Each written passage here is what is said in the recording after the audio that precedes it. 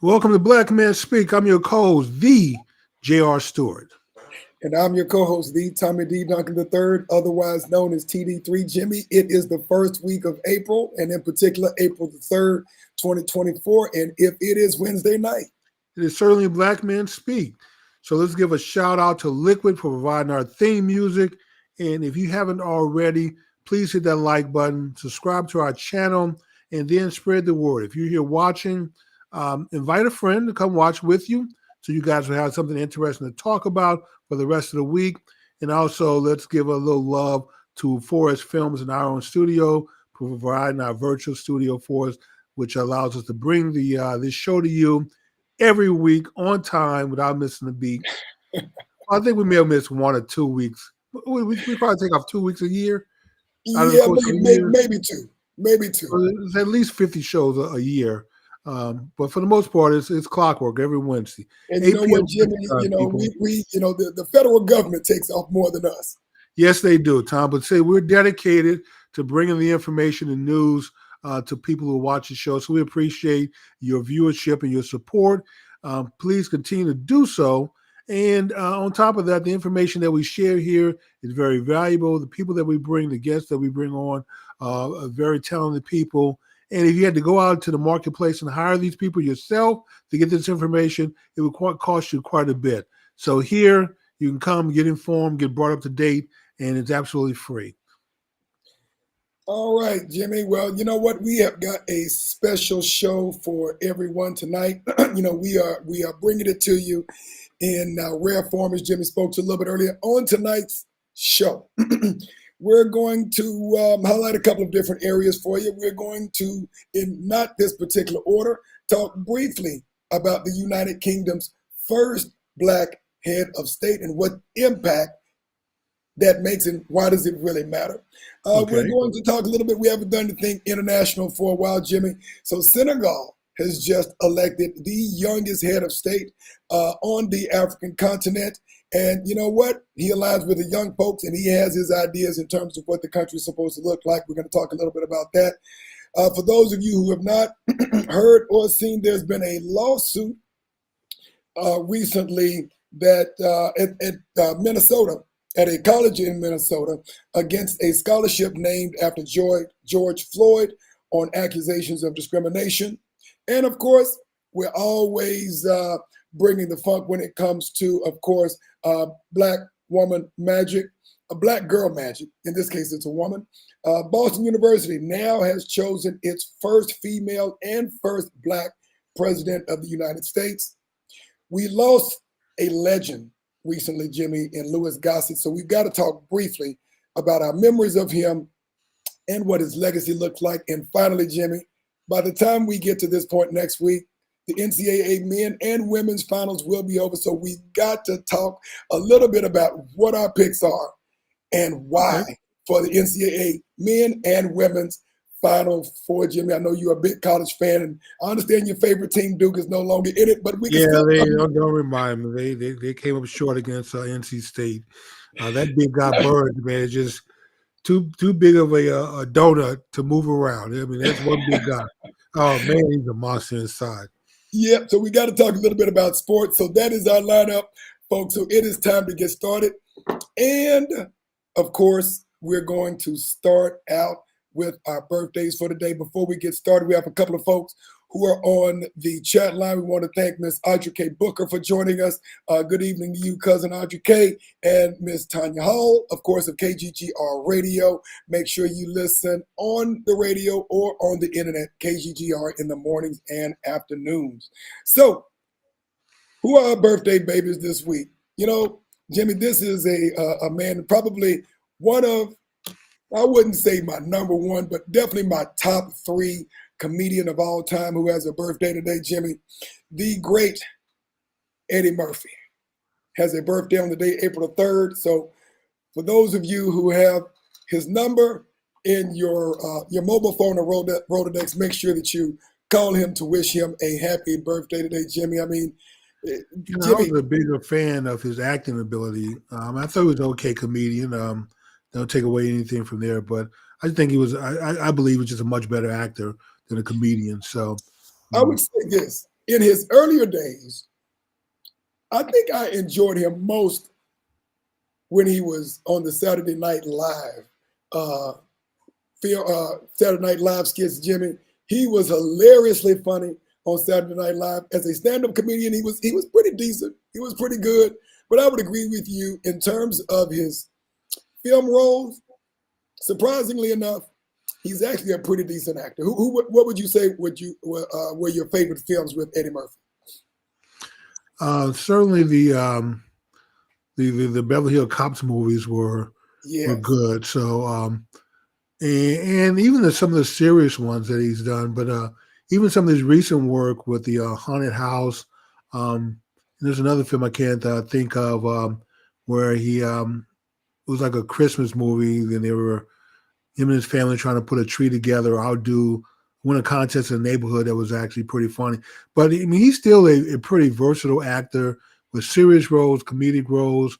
The versatility that we have, even playing Dr. Doolittle, he has a variety of roles. Even Coming to America films were actually good. That would probably be my favorite film by Eddie Murphy. It would have to be the first Coming to America. The second one I wasn't really that crazy about, but the first one very good. So he brings a lot of talent to the movies. And I think at one point he was one of the highest grossing actors as far as film revenue. His movies have brought in like a tremendous amount of money for a while. When he was doing the big screen stuff, and now I guess he doesn't do as much big screen. I mean, some of the movies that he make are more for streaming purposes, it seems. But I mean, he's still a super talented actor. I still enjoy his work and watching him. So, and you know what? We've got to acknowledge also our good friend Asar Al-Kabilan, who will be rejoining us in a couple of weeks. Asar is coming back. Okay, yeah, he's going to be coming back at the end of the month. And his favorite was Trading Places. Trading Places was pretty good too. I forgot about Trading Places. Trading Places was it was good. It was good. Billy Hills Cops for, but it was good. Gotcha. So, at any rate, let's get to our next baby birthday. Again, happy birthday to Eddie Murphy.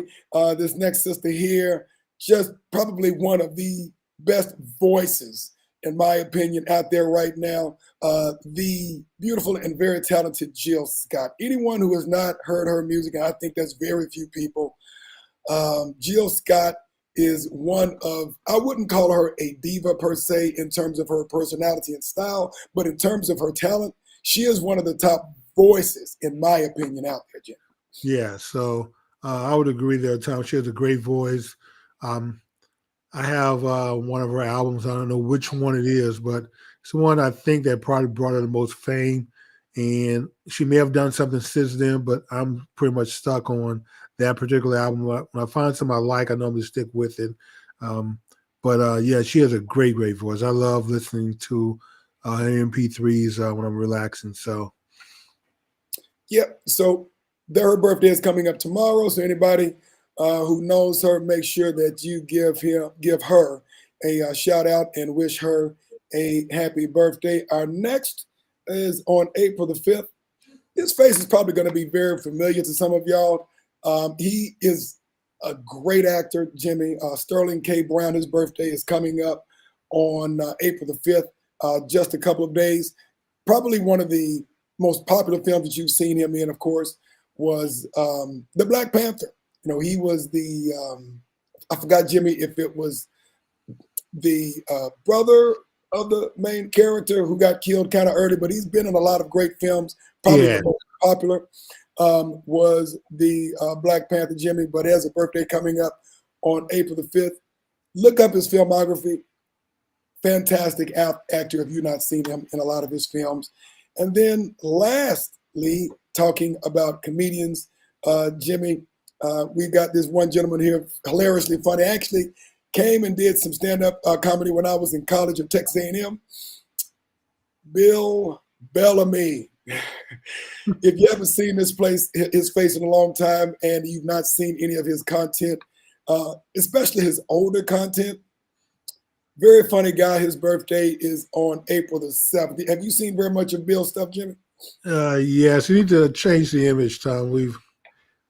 you moved on to Bill, but you left. You don't have Bill's image up. Uh, there we go. We had him up earlier. I just took him down. Bill Okay. Bellamy. So you probably Well, I know think his my face. screen's not updating there for some reason, but we can move on.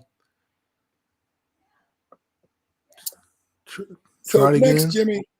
next, Jimmy, we are Oh, going to have to take a few minutes to talk about what I would consider to be one of the great thespians of our time. For those of you who have been keeping up, the legend, I'll call him, Louis Gossett Jr., has recently become an ancestor, passed last week at the age of 87, Jimmy. And oh I man, mean, long life. yeah, Jimmy. And Louis, I mean, I remember from when I was a kid. Of course, he's been acting all of his life. He was the first African American man to win an Oscar for supporting actor, and also won an Emmy for his role. Officer and gentleman. Yeah. In Officer and Gentleman, he also won an Emmy in Roots. For those of you young folks, you may not have heard of Roots unless your parents introduced you to him. But Roots was probably one of the seminal television miniseries of our time growing up. Roots. He played the character Fiddler that had an interesting personality and interesting role, Jimmy. But you know, he broke into acting at a very young age. At 16 years old, he was an Mm. athlete, also an emerging thespian, Jimmy. And just when you look at the last, I guess, really 5 decades, Jimmy, he's kind of been in a lot of starring roles and or supporting roles, Jimmy. But his legacy, not just as an actor, but as a man, Jimmy. What are your thoughts of Louis Gossett? What are your memories of Louis Gossett? Well, Tom, sad thing is that we don't really produce men like Lou anymore from that age where men had values and stood for things. And he came across, you could tell that it wasn't that his roles that he played, he put life into. I mean, they were always had decent character. They were built on something, but you can tell if I didn't know him personally, but if I had known him personally, I'm pretty sure he would have been exactly what I imagined him to be, a man of character and a man of principle, who actually lived for something and believed in something. And, and I think that came across in his craft and his skill and for what he did. So what he brought to the industry and opened doors for others, I think even the encouragement and winning an Oscar is not an easy thing to do.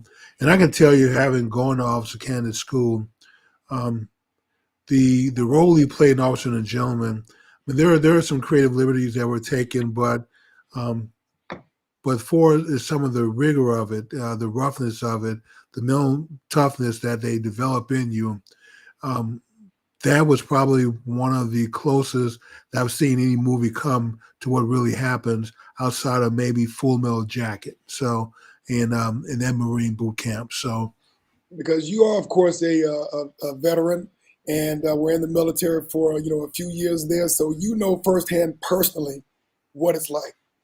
yeah, he really played that role really well. And like I said, I mean, it wasn't as tough as it really is, but it's the closest that I've seen so far for as And far as there's certain realism. and there's certain things, Jimmy, that probably don't won't or shouldn't see in the civilian world that folks, our family, our friends, our loved ones who are in the military actually go through, Jimmy. But I would agree with you on that. And interestingly enough, he actually earned his first acting credit in his high school's production of You Can't Take It With You, which was in Brooklyn, New York. It actually kind of fell in his lap because he was sidelined with an injury playing basketball. And his English teacher also urged him to go to Manhattan at a very young age and try out for the play Take a Giant Step. So he got Oh, his first part and made a Broadway debut in 1953 at the age of 16 years old. Attended New York University on a basketball and drama scholarship. You know, became friends with James Dean and Marilyn Monroe, and kind of came of age with some of the greats, and received critical acclaim for his role in the Broadway production of A Raisin in the Sun with Sidney Poitier, Ruby Dee, and Diana Sands. So, Jimmy, he's been around for a long time. He's been acting for 60 plus some odd years. One of the probably greatest film actors, stage actors out there. So for you young folks who may not be as familiar with Louis Gossett Jr., look him up. He has a couple of books that have been out. Very interesting story. Went through a lot of hard times because, we take a lot of things for granted, but he grew up and started becoming an actor during a time through which we, quite frankly, didn't even have protected liberties in the United States. And so when he went to Hollywood, he went through some hardships, and without going into a lot of details, basically got messed around and messed over by law enforcement who didn't think that he should be riding around in a decent car in the mainstream neighborhood of Hollywood. And so he had to, at that point in time, probably bite his teeth on a couple of things for being treated unjustly just for the color of his skin. But with all that being said, he got through it all. He became stronger. He became better. Became one of probably one of the most famous actors of all time, especially during the late 20th century, and continued to live his best life. So, of course, we want to take the time to honor, as Ossie Davis would say, one of our Black shining princes in the theater arts, the Louis Gossett Jr. Well, I would agree with that. All right, Jimmy, let's go to some more news that I want to share. We have a sister now who has become the first Black president and also the first female president of Boston University. And I know, Jimmy, you know a lot about great schools and Ivy League schools, and Boston University is up there with probably Boston University is a very good school, Tom. But here's my question: Okay. Does DEI not work for Black men? I mean, all we keep seeing is Black women being hired for these president roles. Are men not to apply anymore? I mean, what's going on here, Tom, with this whole industry where Black men even men can't even get a job as a college president anymore? Well, you can. There are plenty of HBCUs out there with men presidents, Jimmy. Well, I mean, it's good the HBCUs are maybe holding things down to hire the best candidates, but every time we make an announcement about a Black woman being hired as president, or as a Black president being hired at one of these predominantly white schools, it's always a Black woman. So I guess one of these days we're going to announce a Black man being hired, and I'm going to fall over in my chair. So it doesn't seem like DEI is working for Black men when it comes to white universities. I could be wrong. Jimmy, that's my observation. Well, for what it's worth, with the attack, of course, on eliminating anything that looks, smells, or tastes like DEI, it may be a lot longer periods of time before we're able to announce any of these. But all that being said, it is the Dr. Melissa Gilliam, who has been recently hired as the president of Boston University. She has received degrees from Harvard Medical School, Yale, and the University of Oxford, and will become, again, the first female and first Black president in Boston University's 185-year history. So this is no small. So she's actually a real doctor, medical doctor. Yes, she is a medical doctor. Yeah, well, I may have to take back my DEI claim then, if that's the case. Yeah, she was a career educator, higher ed administrator, and a physician. Of course, they had a 1-year-long nationwide search for the next president of the university. So she actually starts her post on July the 1st, 58 years old, Jimmy, so still relatively young, and will become the university's 11th president after working 2 years as the executive vice president and provost at the Ohio University in Columbus, Ohio. She worked in prior years, I think close to 16 years, at the University of Chicago. Jimmy, the last time I checked, University of Chicago was a pretty doggone solid school as well. It is. But she graduated from Harvard Medical School, Jimmy, in 1993, and then settled down in the Chicago area where she specialized in obstetrics and gynecology, Jimmy. But, I guess the question is, and this is a real talk question, will she now be attacked as what is considered to be a DEI hire because she is not a white male in this position? No, Tom, she's not going to be attacked for DEI. And unfortunately, that's the environment that we live in now, and that's where things have evolved to. But as long as she has it sounds like she has the work experience to back up why she should be in the position that she's in. The other thing is works that she's published. I mean, that's a big part of you have to be published in either with white papers, research papers, or books to be in those kind of roles. So we'll see. As long as she has the credentials, the work experience, and she can build a case for why she deserved to be there, I don't think anyone would look at her and say she's a DEI hire. Unlike Dr. Gray, who maybe resume wasn't as pristine as we were led to believe. Some of her writing was a lot of it was plagiarized from what others say. And that she was really a weak academic. So she opened the door to be attacked, especially by going out in public and testifying before Congress. And you can't even say that genocide is wrong. For people to advocate genocide against the Jews is wrong. So you do stupid stuff like that, you get stupid prizes. So that's all I can say. So I just hope in this particular case that she can look at the landscape and see where we are.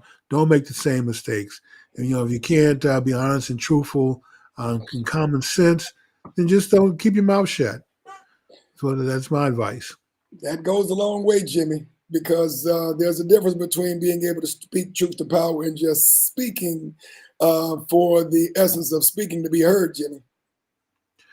Well, Tom, all I can say is when we do get an opportunity to have doors open for us, there's nothing wrong with stepping through the door, but understand that you have to kind of be yourself, exercise some common sense, and don't embarrass your parents or your people for that matter. That used to be something we would tell our kids, when you leave the door, don't embarrass me.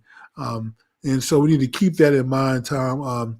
Dr. Gray, unfortunately, she walked out of the door and she embarrassed the hell out of Black people by following her white colleagues, one of which met the same fate that she met, and one of them is still under fire. So all I can say, people, is that when you walk out the door, don't embarrass Black people is all I can say. Well, I can understand where you're coming from, but I can also say this is that, I think that unfortunately in a lot of cases when you happen to be Black and female or Black and male, that you get a little bit more scrutiny than other folks because you've got folks with a lot less credentials who've gotten access to a lot more, Jimmy. And, those are just facts, but it's the world that we live in.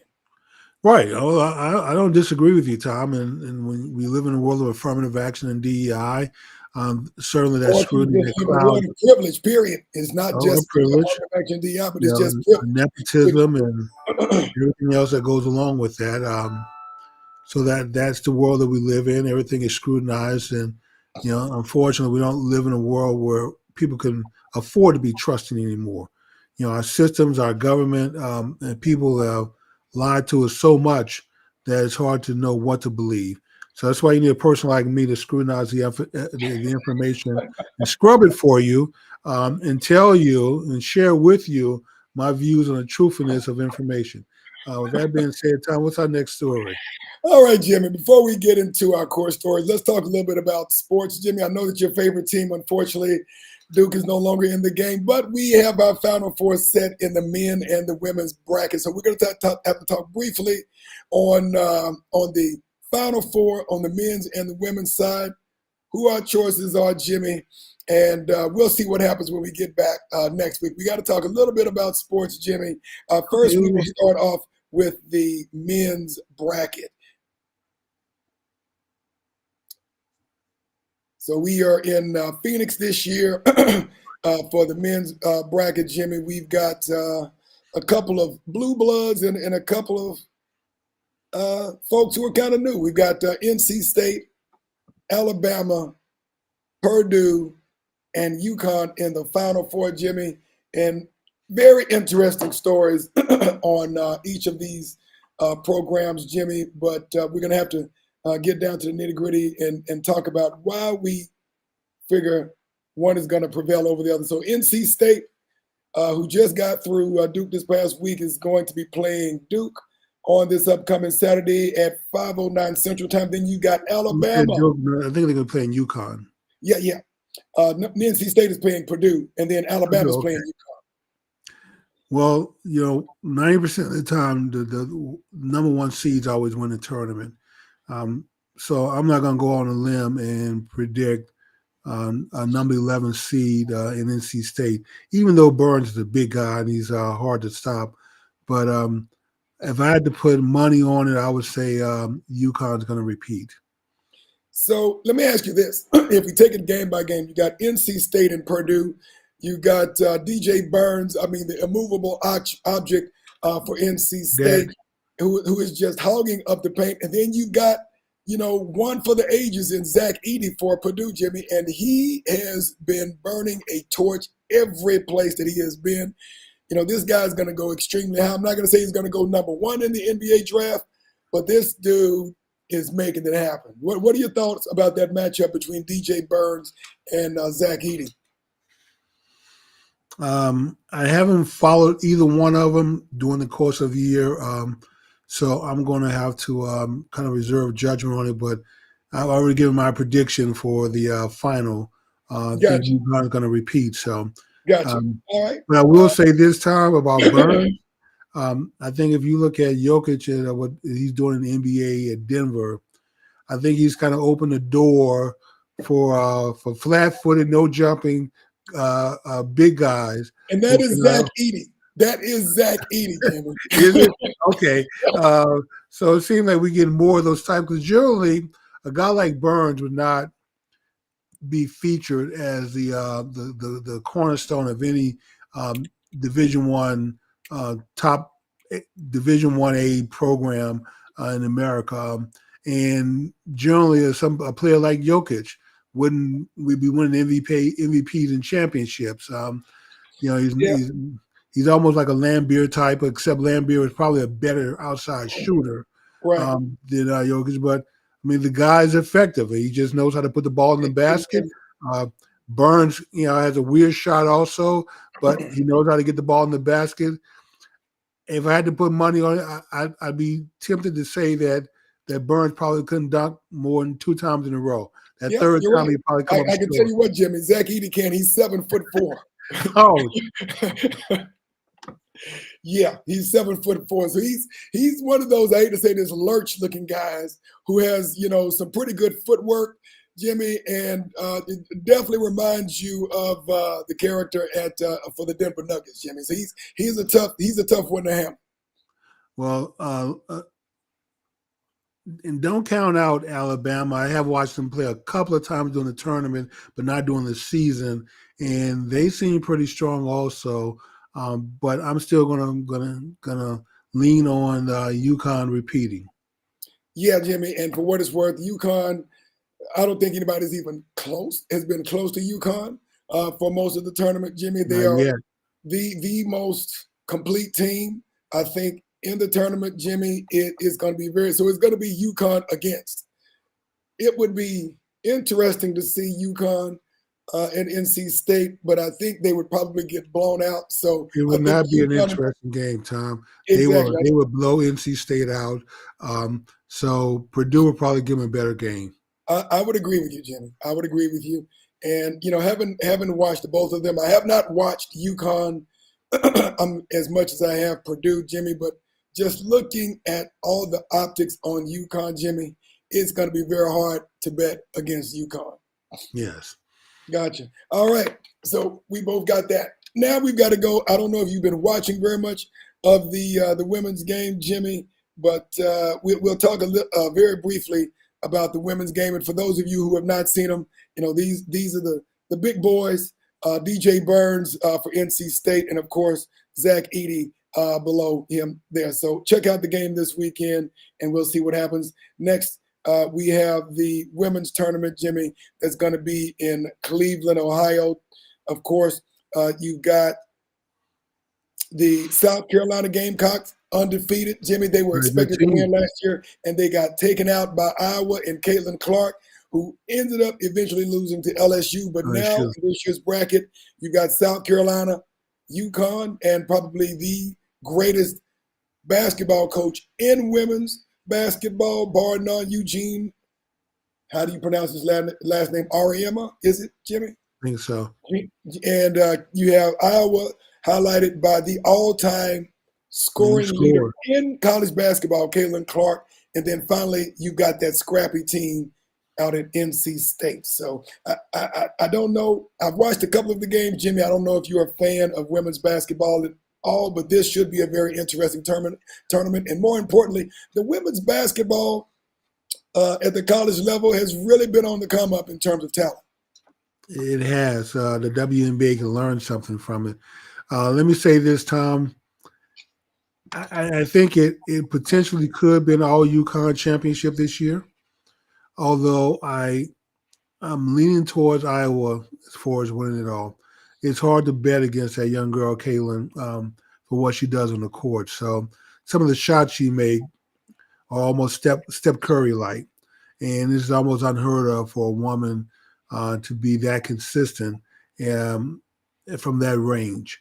So it's all I can say. So her team is never out of it when she can shoot like that, even before, you're coming down court and you're waiting at the three-point line to pick her up, and then she shoots another 10 foot further out than that and still scores. So you have to damn near pick her up at half court to start checking her because she has that kind of range. So we shall see. It should be an interesting weekend, but I'm going to go for the miracle, Tom, and say it's going to be an all-UConn championship. Gotcha. And before we move a little bit further, we have Miss Carol, who is on the chat line, so we want to thank her for joining us this evening. And then also we have Miss Chastity as well, who has joined us on the chat line. So, for those of you who may be checking out the playoffs, let us know who your favorites are, who you think is going to win it all in the men's bracket or the women's bracket as well, Jimmy. I'm going to lean to the Southeast, Jimmy. I think that you're going to say South Carolina? Jimmy, I think that they've got a chip on their shoulder. And after that devastating loss that they had last year, Jimmy, I think South Carolina they've got something to prove. They're going to be going up against NC State, who has a very scrappy team, very much like the NCAA men's team. South Carolina, of course, undefeated, has one of the better coaches in NCAA women's basketball. I'm picking South Carolina over in-state. And, that Iowa-UConn matchup, you got the best women's player in women's college basketball against arguably the best coach in women's college basketball. And it's almost like UConn doesn't have the great teams that they used to have, Jimmy, but that X factor of the they still get there. They're still in it year after year. Yeah. That UConn Iowa game, I think, is going to be very interesting. But I believe Iowa is going to probably get through it. Going to go up against South Carolina, and I'm going to give the nod to South Carolina. I think they've still got a lot of heartburn from that devastating loss that they had last year, also being an undefeated team and losing to Iowa. And I think they're waiting and hoping that Iowa wins the game so that they can get the rematch up against them. Be careful what you wish for. You may get your wish, but that Iowa seem to be determined also.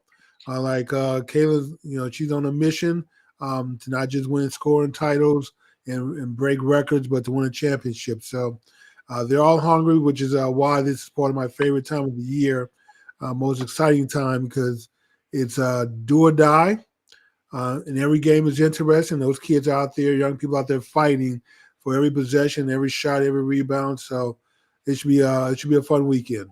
Yeah, and I would suffice it to say, Jimmy, that I probably am at a point where I am enjoying the women's basketball at this stage just as much, if not more, than the men's game, just because of the storylines.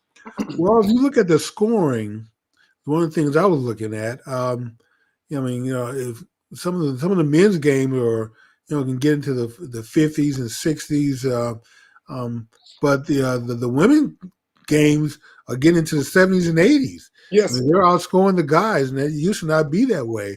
It used to be that women's basketball was always low scoring, but yeah, they've come a long way and improved the game. A Hitting lot three of point scoring. hitting 3-point shots, Jimmy. Ooh, yes, not afraid to take them. So I still think they should lower the rim for women down to 9 feet, because they can just add a dunk element to the game. They will be complete. That is the one thing that you will not get in the women's game. Obviously, is the dunking. But for some folks out there who are old school, I don't know if they want to see women dunking Oh, I the would. basketball as much. Okay. But it would be an interesting element to the game. I mean, I think other than maybe Brittany Griner and a few of the other extremely tall sisters out there, you're not going to get any dunking in the Right. women's You basketball. have a few that can dunk, but that's not the norm. You're right. So Gotcha. what's our next story? All right, next story, Jimmy. The United Kingdom, the consortium of countries in in Europe, have now chosen their first black head of states. For those of you who may not know this face or who may not be familiar with this gentleman here, he is now this Von Gething is now the next leader of Wales, which marks a milestone. For the first time, none of the UK's four main governments has ever been led by a black male. And when we talk about the UK, we're talking about Scotland, Ireland, Wales, and of course, Great Britain. So this is going to be a very interesting storyline. We don't keep up with a lot in terms of Europe. We keep up, of course, more with what's going on in the African continent. But this was a very interesting story, Jimmy. He's the son of a Welsh father and a Zambian mother. And he's at 50 years old. He said that he is the first Welsh leader to come of age after the devolution of powers from the UK's central government in London and to national government in Scotland, Wales, and Northern Ireland. So Wales is a relatively small country, only 3 million people, but it's one of the four countries that make up the UK. And he was actually raised in England. Okay. One slight correction, Tom. So there's England. There is Great Britain, which is composed of 5 And I countries. think I said, You okay, said United Kingdom. So yeah, it's composed of 5 countries, and then you're talking about um, Ireland and Northern Ireland. yeah, Gotcha. and then United Kingdom is actually made up of 13 countries around the world to make up the whole United Kingdom. But yeah, Great Britain is composed of the 5 countries. Scots, Wales, All right. England. Well, I mentioned Ireland. the four main governments, which are really the leading governments of Right. the United Kingdom. So that's So what I actually said was the four main governments. correct. So I mean, I so don't. that The is. question is, can anyone name the other 9 countries, not those countries? No, you have to go into the really small countries, and around the world that are still like I think Canada, New Zealand. I'm not sure if the Aussies are still under the United Kingdom umbrella. Couple of the Caribbean countries still under follow the Queen. So there are a few that make up the United Kingdom. But yeah, Great And Britain. quite frankly, Jimmy, I don't think that, unfortunately, most folks are going to count the Caribbean governments as part of the United Kingdom, even though they have dominion over those countries and control the politics, economics, and They do. and I won't the say serve Queen them with the still. military. Well, I think the Queen, no, now the King Charles, still has to sign or approve legislation that's passed by their countries. But so it's a limited powers, not a strong monarch. But yeah, the monarch of England still controls the United Kingdom of all these nations. So. Right. So I don't think anybody's really counting those other small Caribbean countries that have literally no say so in the governing of affairs in their countries. I don't think they're counting them in that 13, Jimmy. Well, okay. Well, they don't. And it's a Well, minor I think, thing. 'cause I The think bigger picture Barbados, really doesn't matter. I think, just I don't maybe by word have kind of pulled out, but their politics are still pretty much governed and controlled. Well, Uh, the big question is, where do your money come from? If you're using the pound versus the dollar, or print up your own money, then yeah, you're not in control of your own affairs. you're right, and So, just like unfortunately we've talked about this, most African countries when more than 50% of your reserves are in some other country. No, you have no right, power over your economy. none. So, okay. Well, congratulations to the brother. Let's hope. Let's wish him well. And you And so, what's our next story, T? Next story, but a comment before we get that. The commish Ed Gray has just joined us on the chat line, so we want to Commish. thank him for joining us as well. Make sure that you check in for the commish show. Every I believe Saturday. exactly on Saturdays. Jimmy, want to thank him for supporting us as well. So now let's get to the African continent, Jimmy. For those of you who have not been paying attention, Senegal has actually elected its youngest president on the African continent, Jimmy. And this is going to be an interesting narrative because we have been talking about a lot of what's been going on politically and economically on the African continent. And this could serve as something very interesting. But just yesterday, the West African country of Senegal inaugurated Africa's youngest elected leader as president, 44-year-old and really previously little known, Bassirou Diomaye Faye completed a dramatic ascendance from literally prison to presidential palace within just weeks. And the man who was originally planning to run for president, Ousmane Sonko, the popular opposition figure who was barred from running for president because of some legal issues, was named the country's new prime minister. But for those of you who haven't been paying attention, and one of the reasons that, of course, you listen to Black Men Speak is so you can understand what you need to be aware of, not just around the corner, but around the world. And this is going to be a very interesting storyline to look at, Jimmy, because as we've been talking about Burkina Faso, Mali, and Niger, if you look geopolitically where Senegal is, adjacent to Mali, which is also neighbors with Burkina Faso and Niger, all of these countries have pretty much kicked the French out, who was the former colonial power that pretty much ran all the economic and military affairs of these countries. Now is going to have to look over his back because you can't say that he's going to kick everything French out, Jimmy, but like some of the other countries with younger leaders and or military leaders for that matter, Jimmy, he's looking to make some changes. That's a good thing, Tom, and that's what the entire continent of Africa need: more younger leadership who's bold and daring. And I know it could be somewhat challenging getting rid of the Western powers and getting them out of your country. But my concern is that you kick the French out and some other Western powers, but then you open the door for the Chinese and the Russians to step in and fill the void. So I Right. hope that that African nations don't fall into that trap.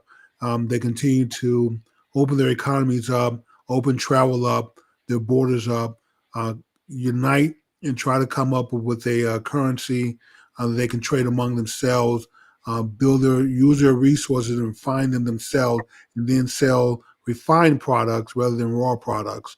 And I also hope that Black folks around the world can unite and organize where we can actually trade with African countries to help generate wealth for Black people around the world.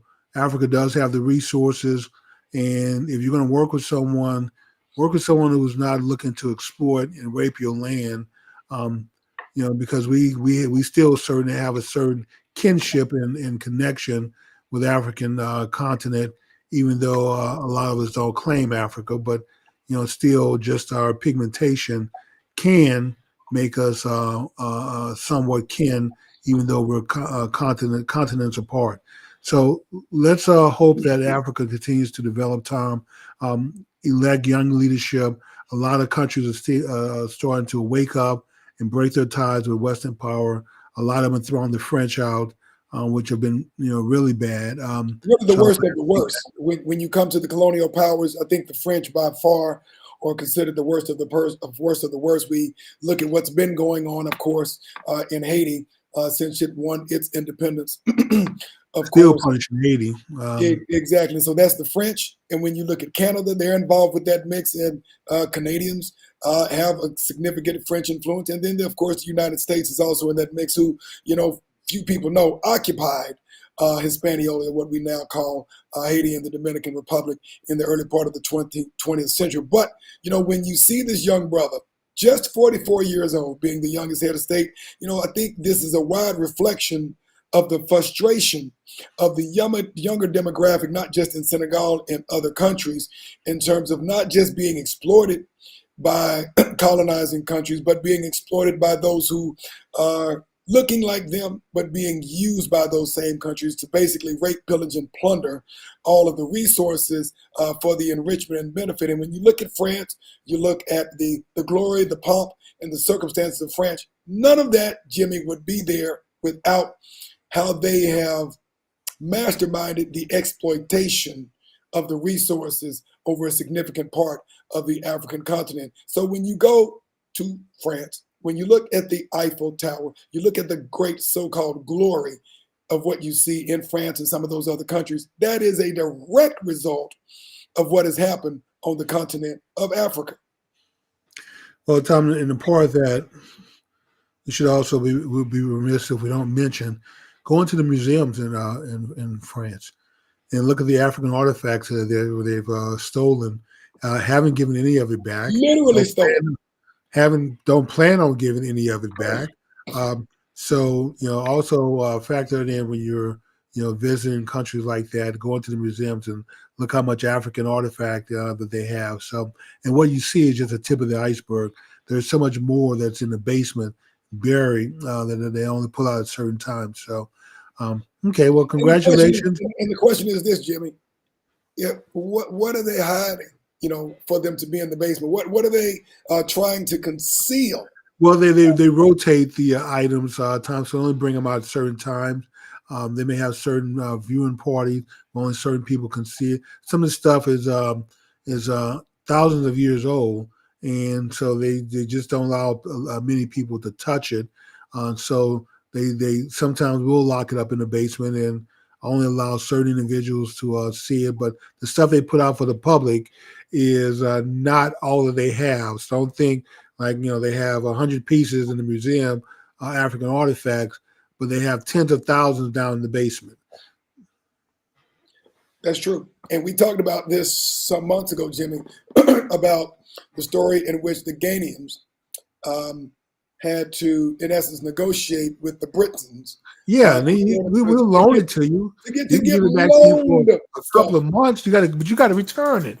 Our property, and there may be a fee involved to make you buy it back or rent it back. So, but yeah, that's how the African continent has been pillaged, Tom, and raped, and continue to happen. But I'm glad to see that some African people are starting to stand up for themselves, grow a backbone, and different leadership. Unfortunately, they have kind of the same issue that Black people have historically always had, that you always have a small few that sell the masses out. So, like you said, we were talking about this before the show, how every Black movement, every Black organization, a fraternity, sorority, doesn't matter. There are always agents inside every organization, every movement, everything that Black people think about trying to do. I guarantee you our government and the FBI and the powers that be know what's going on. So there is no sneaking up on America and doing anything. And that's the same way around the world. Too many Black African leaders have sold their nations out for guns, for a little money, rum, for sugar, for refined products from the West. And the exchange rate, Tom, is not even fair. So I give you millions of pounds of gold, you give me a few weapons and guns so I can go create war.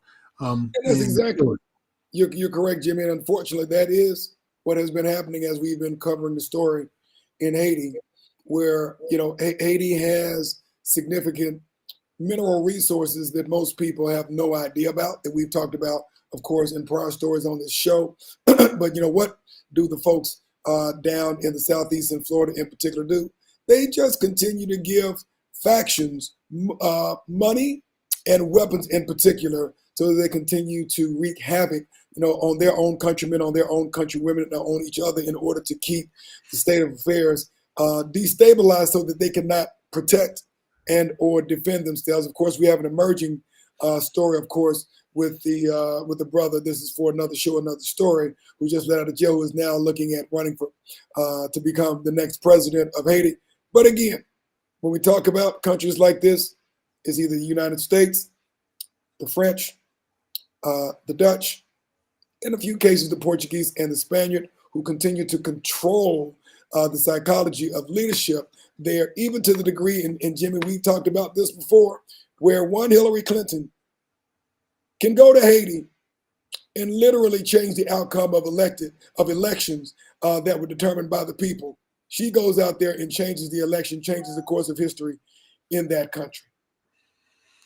Well, Tom, the folks in Haiti are still wondering what happened to the $6 billion that the Clintons had to rebuild Haiti, and all you get is a soccer stadium out of it and a swimming pool. So anyway, Tom, with the few minutes we have left, let's get to our do we have two stories left or one? I think we may have a story left, and then we will close it out, Jimmy.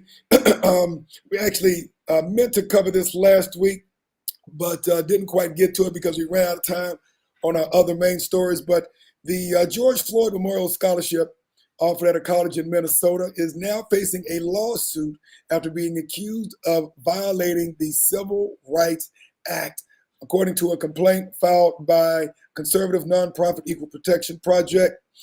George Floyd Memorial Scholarship at North Central University in Minneapolis, violates what they consider to be Title VI of the Civil Rights Act of 1964, basically saying that students are being discriminated against based upon the basis of race, color, or national origin.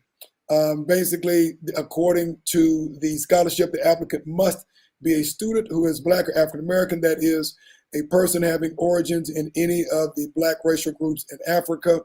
At the time the scholarships was implemented in 2020, North Central President Scott Hagan said that it was created to invest like never before in a new generation of young Black leaders who are poised and ready to take leadership in our nation. And mind you, you have to look at this in the context of what was happening in the country at that time, of course, a couple of years ago, during the heinous murder of George Floyd, where this and many other funds and or scholarships were created to help compensate and support a new generation of leadership, because quite frankly, folks on Main Street Main Street started getting afraid when someone can wantonly be murdered and filmed, which at that time they thought was going to happen without any retribution whatsoever. Of course, most of those hundreds of millions of dollars have gone away. Well, Tom, I understand what you're saying, but here's the butt monkey. You can't take federal money and discriminate. It's against the law. So the answer to this is you make the scholarship private and only accept private money. But if you're going to take federal money, you can't take federal money and say this scholarship is reserved for Black people, regardless of why, what the circumstances was for developing the scholarship in the beginning. And so we expect people to respect the law and treat us fairly. We have to be willing to do the same. Yeah, well, it'll be good. It'll be a good day when the law actually respects the law for all people, not just I understand, Tom. Now, this is the other thing, Jimmy, that people need to be aware of. It's not just federal money. It's not. It's public-private, but if you take $1, it's private money as well. So, Jimmy, for example, take $1 of public money. No, if I've talked to someone directly who has privately funded a scholarship, who was approached by the university that he gave the money to, his private money, not federal money, who was called and told that he had to change the scholarship that he funded completely because it was to help support Black students. Right, And he because happens to be Black. the money is going into a fund that's also involved with public money. So I know money is fungible, and so unless you have your own private scholarship that said this is the J.R. Stewart scholarship, and I can set the rules around Right, it. exactly. But I can't ask the school to manage that scholarship and participate in discrimination if they accept federal money. So if the school is totally private funded, and then they can do what they want to do. They can set scholarships and the rules for those scholarships. But if I'm a public institution or an institution that takes public money, and you come along and say, well, here's $1 million, I want you to put this aside as a scholarship, well, but I have some rules around it, and you want to discriminate on the basis of color, which is against the law. Since I take federal money, you're asking me to discriminate now. So you're asking me to break the law. The aid and the bed, your law break. Jimmy, the country has been breaking the law since it was founded. Okay, Tom. Well, let's just keep it 100. Because it's always the been country done. has been breaking the law since it was founded. At some point, Tom, somebody has to follow the law and enforce the law. Jimmy, so we can't always say because people have always run red lights that now it's okay to run red lights. Yeah. Well, Jimmy, a country that was founded on one principle and done the exact opposite, and that was built on the foundation of discrimination, is now concerned because folks who, I guess, have 95% of the power are afraid that they're going to lose 1% of the power. No, Tom, whoever filed the complaint is concerned that that everybody's not getting an opportunity to get their scholarship money. Who is not getting an opportunity, Jimmy? Well, I'm pretty sure there may be some white kids who want the money. So why should they be denied the scholarship applying for it simply because they're not Black? Maybe they should ask that for the last 200 and some odd. Then how would we feel if there were scholarships out there that said if you're Black, don't apply? In essence, they are, Jimmy. It happens every day. I'm not saying that it don't, but you can still apply. You may not get selected. You may not win the scholarship. But Tom, in this particular case, they're saying you can't even apply for it. So it's a difference. You may not get selected. You may not get the award. No, I get it. But you can't be that blatant to discrimination. You need to find a way to be smarter about it. It is this. Okay, there we go. Okay, now we're talking. So now we're talking. Then you just got to find a way to be smart. And since we're talking about education and money, I thought this was on the list, but I want to add it before we go. Because we got 2 minutes. You're correct. Okay. Well, we may go a few minutes over. This whole news breaking about the Biden administration offering $7 billion to HBCUs. I just want to say that if you, rather than face the hype of what they're putting out there during election time, if you want to talk about their commitment to funding these efforts when they speak about them, go ask Africa how much of the $50-some billion they offered them, pledge, how much of it they actually received. And Tom, if you look at the actual spending, that's what's been budgeted. So we talked about this before, budgeted versus proposed. The Biden administration proposed money to go to Africa. Well, I'm saying that they pledged the money and hadn't offered up one penny of it. And so in this particular case, the Biden administration, every budget they submit to Congress, there's always a cut to the HBCUs in funding. Luckily, Congress doesn't listen to it, and they will appropriate money anyway with increases. But here's the thing, Tom. If you look at the spending levels in 2021, that was the last budget that was under Trump. That was where Biden was locked in. He couldn't do anything about that because that budget is when you first come in office, you're locked into the previous budget that your predecessor already approved. And then look at 2022 numbers and 2023 numbers. Tom, they're half of what they were in 2021. And even though Congress appropriates money for HBCUs, the Biden administration still will not write the checks, will not approve the grants, will not cut the checks from the Treasury to send to him. So maybe he doesn't get his budget approved, but he still has some discretion over the money that goes out, and that money has been cut in half.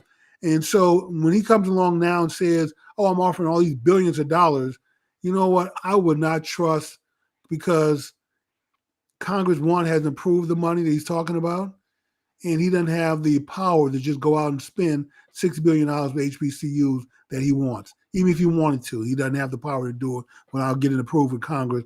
And there's no way, even though Republicans generally fund education for HBCUs, they're not going to give him $6 billion for this. And in fact, the 2020 next year's budget is still hadn't been done, that we're operating on. We're still operating on the continuing resolution, and so the HBCUs should not fall into some belief that there's going to be some bailout. Like $1.6 billion of the money was supposed to go for debt relief for 45 universities. I would encourage them to continue to make their payments on their loans. Don't count on Jim Crow Joe to provide any money to bail you out. So that is my 2 cents. That $7 billion is just hype to get your vote. It's not real. It's not going to happen. There won't be one extra dollar. And if, in fact, you're not even spending the money that you could spend with HBCUs that was allocated. So until you start spending that money, don't talk to me about new money that you can't budget. And I'll keep mine very short. While we're on that, I think you bring up a very good point when it comes to our HBCUs not getting money. So if you want to look up something else, folks, try to understand why an HBCU in Tennessee has been underfunded by close to, I think it's $2 billion. And that's not federal government, but we're talking about state government underfunding Tennessee State by $2.1 billion that it should be receiving as a land grant university. Look here in Texas. PV doesn't get the money that your alma mater gets. This isn't just federal, but this is at the state level. And I know we say that politics is local as well. So make sure that you keep your eyes wide open. It's not just the federal government, but you're talking about one university that's owed $2.1 billion in the state of Tennessee, one of our HBCUs as well. So, if you're going to do it, make sure that you look at it at a federal level and look at it as a state level, because it's not just the Tennessees of the world, but of course, Prairie View. All the HBCUs. Exactly. And it's not just federal, it's at the state level as well. So when you are pulling your lever, make sure that you are holding those folks accountable at the federal and the state level. I mean, look at PV compared to A&M, your alma mater. Exactly. PV doesn't get the money that A&M gets. In fact, that same, if you go out and look at the latest news, it's been reported that the HBCUs get $1 for the PWIs get $100 for every $1 that HBCUs receive. So the question is the majority of our a significant number of our HBCUs are either in the South and or kind of on the Northeast coast. Go to these states, look at them, find out where, to our point earlier today, we're talking about, what's fair is fair. You want to steal from someone and then ask them why they don't have anything in their house after you've stolen their money. Well, this is an election year. So I would say before you sell your vote, you're going to sell your vote, sell it to someone who's going to fix your schools, public schools, and your HBCU funding. Exactly. So there's two things that we can all agree on. We can agree on those. I would agree, Jimmy. And don't look at the promises. Look at the track record. What have they been doing? Yes, definitely with this administration, they tend to promise you the world and deliver a grain of sand. Well, won't even give you the grain. So, hopefully in this case, maybe I end up being wrong. I don't think I am based on the track record. Like I said, the money that Congress give you, they give you $10 to spend with HBCUs, and you only spend $3 or $4, and you don't even talk about the other $6 that you have to spend. And I don't know, Tom, of how do we go from a $3.5 trillion budget before pre-COVID to almost a $7 trillion budget. Everything has been increased in funding. And the only place that I can see that's taken a cut are the HBCUs. I mean, we're not going to certainly, the few dollars that the HBCUs receive, whatever money you cut from them, a few $100 million, it's not a small amount of money, but compared to a $7 trillion budget, that's a drop, Tom. It's not even a cup. Well, I can't disagree with you on in that. the ocean. And when it comes to government spending, this country in and of itself is in the business and going into a deeper and deeper hole, regardless of what administration is, regardless of what color they wear. We continue to build ourselves into a deeper and deeper hole. So yeah, go to town hall meetings, go meet your representatives and let them know Hold them that accountable. if they don't fix the problem, Hold them accountable. then yeah, they may not get your vote either this election or next time they run. So yes, Which and means, write letters, reach out to your representative, let them know how you feel. That's another problem that we have, Tom, is that we don't make enough noise. And well, our celebrity types encourage us not to speak up except for the wrong thing. But the stuff that's really important, educating our kids, making sure and like I said, the 100 HBCUs graduate as many blacks as 3,000 100 white universities. And somehow we don't seem to be interested in fighting for our HBCUs when half the black graduates come from HBCUs in America. So if that's not worth fighting for, then I just don't know what is. well, this is what you have to consider.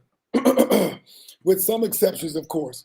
You have to understand who runs our HBCUs, how those folks are chosen, and whose interests are they absolutely serving.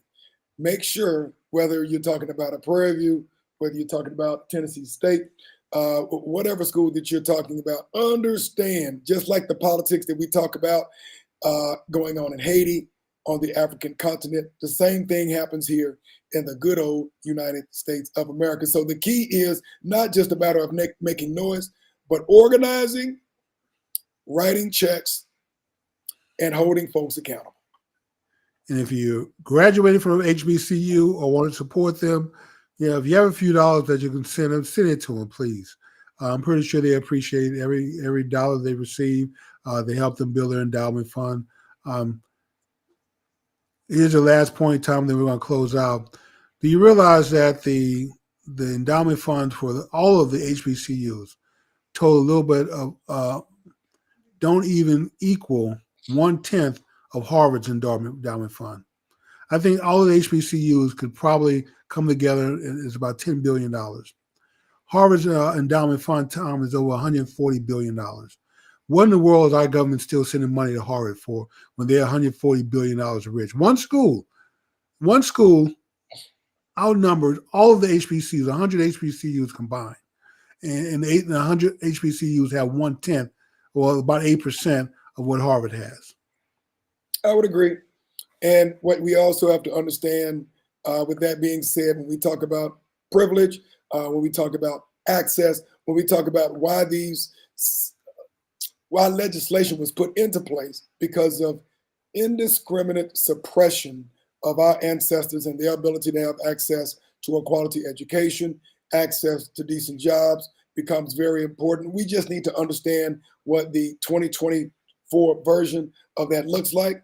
But to your point, yeah, we do have to support our HBCUs. It doesn't matter whether you went to them or not, because at the end of the day, when you look at the who's who, on the most part, when we look at our community in every area of endeavor, whether we're talking about academics, whether we're talking about military, across the board, you're talking about a who's who of our HBCUs. So we have no choice but to support our HBCUs, but more importantly, to hold our elected representatives and public officials accountable when they are not doing the right thing by those institutions. That's where we have to organize around.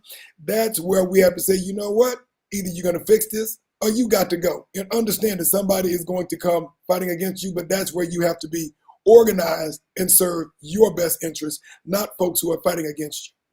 And I have to correct myself, Tom. I'm looking at my notes. Those were banking notes I was looking at. Actually, the 100 HBCUs have almost $1 billion. So it's even worse than I originally reported. With that being said, Tom, let's close the show out because we are 10 minutes over. So I'll give you the last word. Thank you very much for joining us tonight. We appreciate you, of course, supporting Black Men Speak. Again, as we talked about at the beginning of the show, if you haven't, please do subscribe, share this information, and like this show. And we will be back next Wednesday, Jimmy, because, of course, if it is Wednesday night. It's certainly Black Men Speak. Thank you very much. Good night.